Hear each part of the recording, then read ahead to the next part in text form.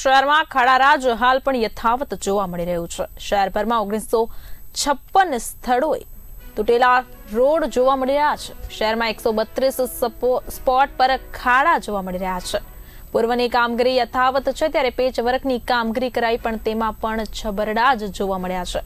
સૌથી વધુ કતારગામમાં 497 ખાડા, સેન્ટ્રલ ઝોનમાં 423 અને સૌથી ઓછા લીંબાદમાં માત્ર 65 સ્પોટ પર ખાડા જોવા મળ્યા છે। તો સર્વેમાં મુખ્ય રસ્તાઓ પર કુલ 1956 સ્થળોએ ખાડા હોવાનું સામે આવ્યું છે। આ છેલ્લા જે વરસાદ પડી ગયો ત્યાર પછી ખાડાને એ જોવા મળ્યું છે। તો તેમાં જ્યારે વચ્ચે આપણને સૂકો કોરો પીરિયડ મળ્યો ત્યારે તો પેચવર્ક નહીં કર્યું હતું, પણ પાછો ફરીથી વરસાદ પડી ગયો એટલે ચાલુ વરસાદે પેચવર્ક નહીં કરી નહીં શકાય, પ્લાન્ટ ચાલુ નહીં કરી શકાય। જેથી મેડમે શનિવારથી બધી તૈયારીઓ કરવા માટે કહ્યું હતું। તેમાં શનિવારે રાત્રે બધા એક્ઝિક્યુટિવ એન્જિનિયર, ડિવિઝનલ હેડ, ઝોનલ ચીફ એ બધા સાથે મિટિંગ કરવામાં આવેલી, તેનું પ્લાનિંગ કરવામાં આવેલું। મેડમની સૂચના મુજબ એ બધું પ્લાનિંગ મેડમને પહોંચાડવામાં આવેલું અને ગઈકાલથી મેડમ સહિત બધા અધિકારીઓ, ઝોનલ ચીફ છે, એક્ઝિક્યુટિવ એન્જિનિયર છે, તેઓ ફિલ્ડમાં જોડાઈ ગયેલા હતા અને ખાડા પુરાવાની કામગીરી પર દેખરેખ રાખીને ખાડા પુરાવાની કામગીરી શરૂ કરેલી હતી। અત્યારે કયા વિસ્તારોમાં ખાસ કરીને વધારે ખાડા છે? અત્યારે હાલમાં મેજર રોડ જ લીધા છે કે પહેલાં મેજર રોડ આપણે નોટરેબલ કરી દઈએ બધાને, ને પદ્ધતિમાં એવું લીધું છે કે વરસાદ પડે છે એટલે પેચનો માલ મળી શકતો નથી, એટલે ખાડા જે હોય તેને થોડા સરખા કરી શેપ આપીને એમાં પ્યોર બ્લોક બેસાડવામાં આવે છે।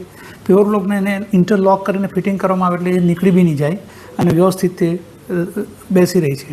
હું આજની જ વાત કરું તો આજે લગભગ 146 જેટલો ટેકનિકલ સ્ટાફ હતો, કુલ 607 જેટલા વેલદાર ડ્રાઈવર હતા, 151 જેટલી જુદી મશીનરી હતી, એનાથી 693 જેટલા મેટ્રિક ટનનો જીએસબી ફિલિંગ મટીરિયલથી એનો પ્યોર તથા પ્યોરનો બ્લોક ઉપયોગ કરી 132 સ્પોટ પર 3586 ચોરસ મીટર જેટલી કામગીરી કરવામાં આવેલ છે।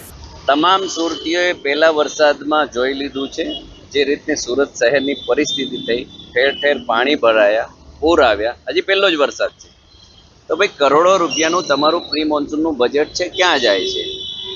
ત્યાં તો એ કાગળ પર કાર્યવાહી થઈ છે અને જે રીતના રોડમાં ખાડા પડી ગયા છે અને જે સુરતીઓ હાલાકી ભોગવી રહ્યા છે એ પણ આપણે બધા જોઈ રહ્યા છીએ।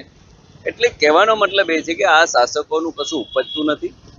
જે આ કોન્ટ્રાક્ટરો છે એ નબળી ગુણવત્તાના રોડ બનાવે છે અને એમના પાસેથી પહેલાં જ પાર્ટી ફંડના નામે કટકી કરવામાં આવે છે, જેના કારણે જ આ સ્થિતિ થઈ છે। જો નબળા રોડ બને તો જ આ પરિસ્થિતિ થાય, મજબૂત રોડ હોય, પૂરું કામ થાય, બજેટ પૂરું વપરાતું હોય તો હું માનું છું કે વર્ષે રોડ તૂટી ના જાય।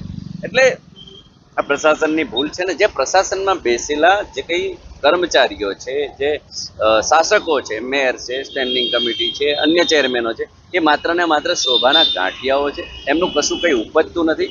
આ 2-3 લોકો છે આ શહેરને ચલાવે છે, એમના આદેશ હોય તો રોડ એકદમ ગાલ જેવા થઈ જાય, બાકી અન્યથા આ સ્થિતિ સુરતીઓની છે અને રહેશે। દર વર્ષે આ સ્થિતિ હોય છે પરંતુ નિવારણ કઈ નથી આવતું। નિવારણ તો ખાડીપુરમાં હવે આટલી બધી લોકોનો આક્રોશ આ પ્રશાસને જોયો એટલે હવે મોટી હાઈ લેવલની કમિટીઓ બનાવે છે। તો ભાઈ 5 વર્ષ ક્યાં ગયા હતા? 5 વર્ષથી સુરત આ જ રીતના પૂરની પરિસ્થિતિનો સામનો કરી રહ્યા છે, 4 દિવસ સુધી ઘરોમાં રહેવા માટે મજબૂર થાય છે। ચાલો કંઈ નહીં, મોડા તો મોડા એમને ભાન થયું છે અને આગળ ચુનાવ પણ આવી રહ્યો છે, સારી વાત છે। ખાડીપુરનું વેણ બદલાઈ જાય અને લોકો હેરાન ના થાય તો એ સારી વાત છે, પરંતુ આ પહેલેથી કરવાનું હોય। આટલું મોટું આપણું મેટ્રો શહેર જ્યારે મહાનગરપાલિકા બની જતું હોય, પહેલો નંબર સ્વચ્છતામાં લેતા હોય, બીજા કોઈ વિકાસમાં લેતા હોય, તો આવી એક સામાન્ય પરિસ્થિતિ વરસાદમાં થાય એ યોગ્ય નથી। બહુ હાલત ખરાબ છે। મેં અગાઉ પણ તમને કીધું કે પોલીસ, મ્યુનિસિપલ કમિશનર, મેયર સાહેબ, કોર્પોરેટર સીઓ, આ બધાની એક વિનંતી છે કે તમે તમારા વોર્ડમાં જાઓ અને લોકોની મુસીબતને સમજો।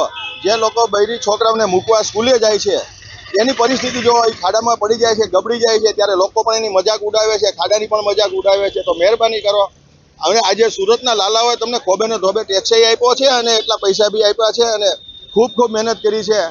આજે તમે એની કદર કરો, આવતા દિવસો અમારા જ છે।